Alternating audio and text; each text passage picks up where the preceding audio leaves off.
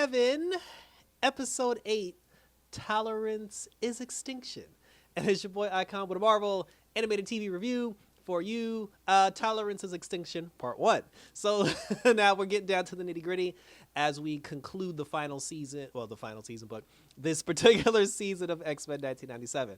And it's very interesting to note that I believe on May 22nd or May 25th, I forget which one, but basically around that week, that's when we get the return of My Adventures of Superman. So X-Men will end when My Adventures of Superman begins, which I find very coincidental, but it's cool for me because, you know, once we conclude X-Men, I get to roll on into something new.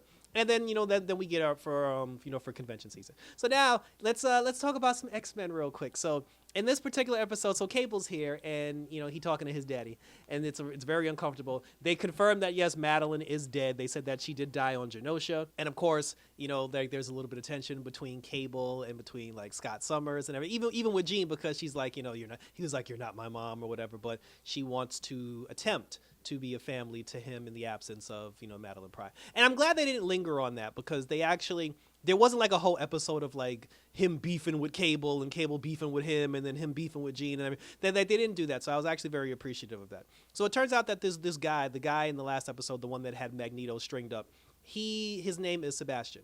And what we learned was his mother was infected with Sentinel technology, where like Sentinel DNA technology, which means that after she gave birth to her son Sebastian was infused with this evolutionary technology of, you know, Sentinel DNA.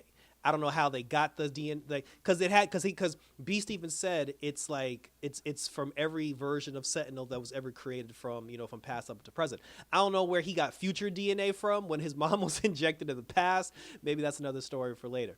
But anyway, when Sebastian grew up, he grew up with the power to not hear voices of people, but to hear voices of machines. He can control machines. So he then basically like used his power to evolve the Sentinel program to basically like wipe out all mutants, because he was just saying like in the future, you know, humans become extinct and mutants take over. So his new Sentinels are supposed to fix that and he's supposed to change everything. This son of a bitch, I don't know when he did it or how he did it, but he changed a lot of people. Like he put his organic Sentinel technology, he injected it into a lot of people that transformed these people from normal human beings to organic Sentinel creatures. So he caused an all-on attack war on every mutant that was in the city. We also found out that the blonde senator, the one who I still think is Mystique, by the way, the chick who was on the Senate, who was supposed to be at Genosha, she was actually working with Sebastian. And then she told him, she was like, listen, when I agreed to help you, blowing up Genosha wasn't a part of, the deal. And he was like, silence, woman. And then we saw that he was talking to some of his constituents, some of his people, and his people included Baron Zemo, and it also included Dr. Doom, along with Mr. Senator. So he's amassed some very powerful people. And when he sucked the human, now organic Sentinels all over the world, we ended up seeing like more people. We saw Omega Red, like we saw Spider-Man, like there are a lot of other people. Like they've told us that this is basically a shared 90s universe. So hopefully more on that to come with these other characters. So now there's an all-out assault on the mutant population, and every single human that was turned into an organic Sentinel has been awakened, and now they're going after everybody. Even the Beast, because the chick who Beast kind of had a thing for, then he got mad at her on Genosha. She came to visit him, the reporter girl. She came to visit him, and then we find out that she's a Sentinel robot in disguise. Jubilee went to go hang out with her boyfriend, and then his mama. I thought his mom was a Sentinel, but she wasn't. They got into an argument, and then both Jubilee and her boyfriend, Roberto, they went to the mall. While they were at the mall, Jubilee got a new costume, and then once she got a new costume, the kid's Roberto's butler ended up being a Sentinel robot, and the robot attacked Jubilee and attacked him. Turns out the kid can fly, and then when he tried to fly Jubilee to safety, he crashed into his mama house she was having a party. And then when the Sentinel human robot showed up, they were trying to, because they're not designed to kill humans, they're only designed to kill mutants. So when they got to the party, they were just like, oh, we're not here to kill these mutants, we're just here to apprehend them. And then that's when Roberto's mother was like, go with them, dear, and then Jubilee's dumbass went along with it, and then Jubilee and Roberto got captured by the Sentinel robots. I don't know how that shit happened. Everybody else went after the mansion. Cyclops, Jean, and Cable, they went to Sebastian's old childhood home where they met his mama, and his mama turned out to be a Sentinel robot, and she attacked them. And then his entire town were Sentinel organic robots, and they attacked all three of them. So the Summers family had to spring into action, which was actually kind of cool to see. When the Sentinel robots attacked the mansion, they went after Beast, they went after Morph, they went after Rogue, they went after Nightcrawler, they went after Wolverine. Wolverine had a dope fight scene where he got sent into outer damn near outer space, like he got knocked up into the sky. And then, because all the Sentinel things, they can fly. And then as Wolverine was crashing down to the earth, he was like cutting them one by one. He was slicing their necks, chopping their limbs off. So, and the adamantium claws can actually like hurt them, but they are able to rejuvenate themselves. So now like this whole big thing where Wolverine's fighting them, Morph's fighting them, Nightcrawler's fighting them. And then in the intro, when we see Nightcrawler in the intro, he has swords in his hand. The reason, which I always thought was weird, I was like, I don't know why he got the sword in his hand. We find out that in the mansion, he took 3 swords, 2 in the hand, 1 in the tail, and he used them to protect Rogue because Rogue is still unconscious, and the Sentinel robots tried to kill Rogue, and then both Wolverine and Nightcrawler, they protected Rogue, she's still unconscious, and, they sent them off to somewhere, only God knows where. Beast is out as far as I know, Morph is knocked out as far as I know. Everybody knocked out. But then finally, the Senator woman who was at Sebastian's hideout, she went to go talk to Magneto. And then she was just like, listen, I didn't know that Genosha was going to be a part of the destruction. She's like, I'm sorry. She said, if you could find it in your heart to forgive me. And she's like, if you can't forgive me, curse me out. She's like, do something. Because she said Magneto hadn't actually spoken the entire time that he was being held captive. And then in an effort, I guess, of a last-ditch effort of remorse, she let Magneto go. And then when Sebastian found out that, she let him go, he strung her up on the cross and he was cursing her out.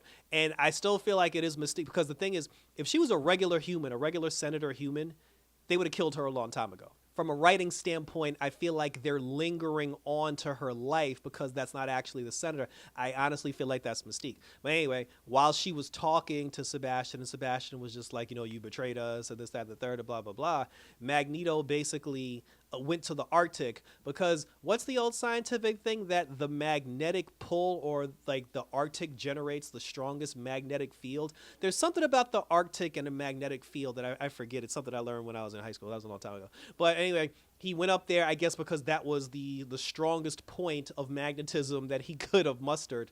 And Magneto used his magnetic abilities to send an electromagnetic pulse throughout the entire planet, and he deactivated / killed every organic Sentinel robot on the planet. And they all dropped like flies. And then when they all dropped, that's when Wolverine said Magneto did it. He finally waged war. And I don't understand how he would wage war on humanity when Sebastian was the one who basically did this. Like, it wasn't like the Senate did. I mean, yeah, he's probably mad at the senator, but the government didn't sanction. Well, there probably was, because there was this one chick, she was on Sebastian's TV and you couldn't see her face, and she looked like a government stooge. But anyway, it wasn't the overall humanity. It was basically just like a few people. But then but the way Wolverine's making it sound is like Magneto's going to take it out on everybody, and now he's just declared all-out war on humanity. And then he was like, Magneto succeeded in calling war. So Lord knows what he's going to do now. And then finally, when they were just like, shit, we're in a situation where war is about to happen, that's when a spaceship crashed into the mansion. And then good old Charles came out of it. Charles Xavier came out, and he was like, dear God, I hope I'm not too late. And then, Wolverine saw him. He was like, holy shit, it's Chuck. And then that's when, Charles used his power. And then he said, to me, my X-Men. And why is it that when Charles says it, it actually sounds cool? When Cyclops said it in the first episode, he sounded like a freaking douchebag. And it was like the most cringe line of all time. But when Charles says it, it's like, now it sounds badass. You know what I'm saying? Like, good, thank God Charles is back, because we needed Professor X on this show to actually make shit sound cool again. And then it showed like, Cyclops, Jean, Beast, and Storm. And, so those are going to be the mutants that come back. And I guess they're on their way to the mansion now. So everybody's going to get back together, minus Jubilee, because she's the only one that got arrested. Lord knows what's going to happen in episode 2, because it's not even like the next one's the finale. Like, it's part 2. So some other shit is going to go down next week that leads us into the season finale. That's how the episode ended. And thank you for tuning in. So I thought it was very cool. It was very cool to see the dynamic with the Summers family.